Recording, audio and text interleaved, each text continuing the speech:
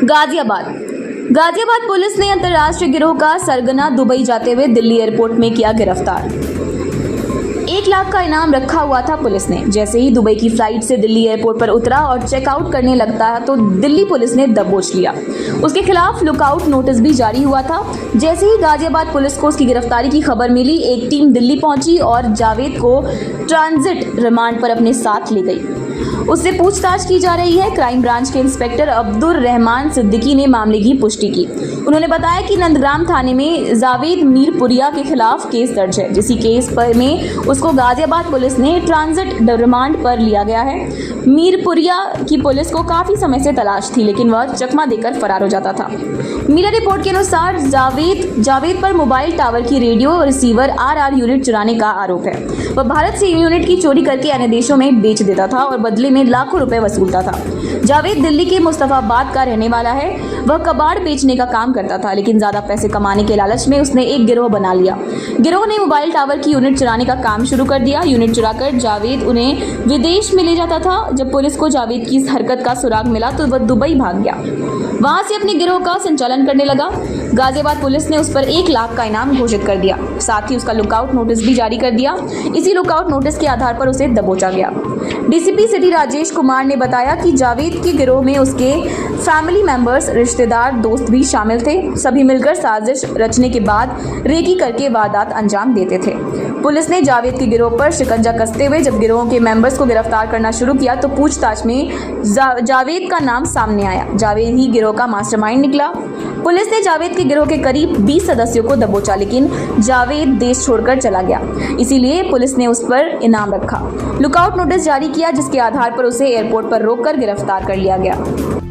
आज कमिश्नरेट गाजियाबाद की स्वाट टीम ने एक अपराधी जावेद नाम का है जो उसको गिरफ्तार किया है और ये मोबाइल टावर से जो RR यूनिट्स और अदर जो एक्सपेंसिव उपकरण होते हैं उनसे चोरी करने का एक गैंग है।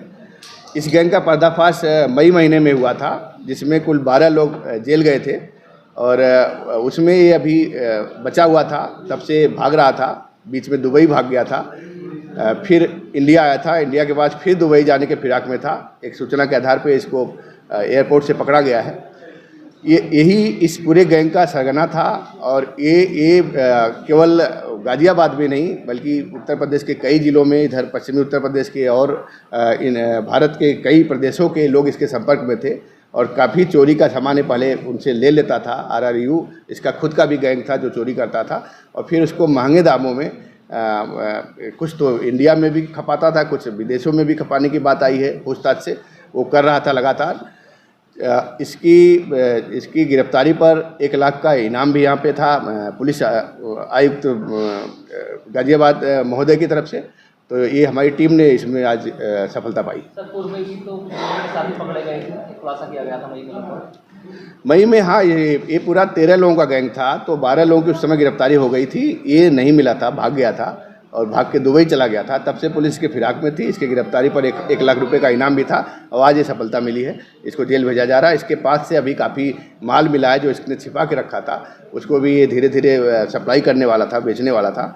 उस पर करीब 30 से 35 लाख का इसके पास से वो चोरी के सारे जो RRU 5 की संख्या मिला है, अन्य सामान भी मिला है जो इससे रिकवरी इससे की गई है और इसको जेल भेजा जा रहा है।